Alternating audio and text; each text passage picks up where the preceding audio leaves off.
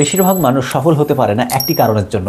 আমরা কোনো কাজ শুরু করি কিন্তু সেটা শেষ করতে পারি না। সেটা হোক ইংরেজি শেখা, সেটা হোক আরবি ভাষা শেখা, সেটা হোক ভিডিও এডিটিং শেখা, কিংবা সেটা হোক গ্রাফিক ডিজাইন শেখা। যে কোনো একটা স্কিল আপনি শিখতে চাচ্ছেন, যে কোনো একটা কাজ শুরু করেছেন কিন্তু শেষ করতে পারে না। তার মূল কারণ হচ্ছে যে আপনি একদিনে অনেক বেশি কাজ করতে চান।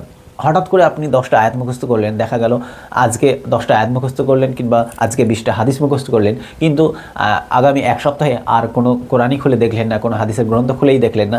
এটা না করে যদি আপনি প্রত্যেক দিন একটি করে কোরআনের আয়াত কিংবা প্রত্যেক দিন একটি করে হাদিস কিংবা আপনি যে কোনো বিষয় সেটা শিখতে চান, প্রত্যেক দিন শিখবেন অল্প হলেও। এজন্যই রাসূল সাল্লাল্লাহু আলাইহি ওয়াসাল্লামের একটি হাদিস আছে যে আল্লাহর কাছে পছন্দনীয় আমল হচ্ছে সেটা যেটা হচ্ছে অল্প কিন্তু কন্টিনিউ করা হয়, এটা আল্লাহর কাছে খুবই বেশি পছন্দ।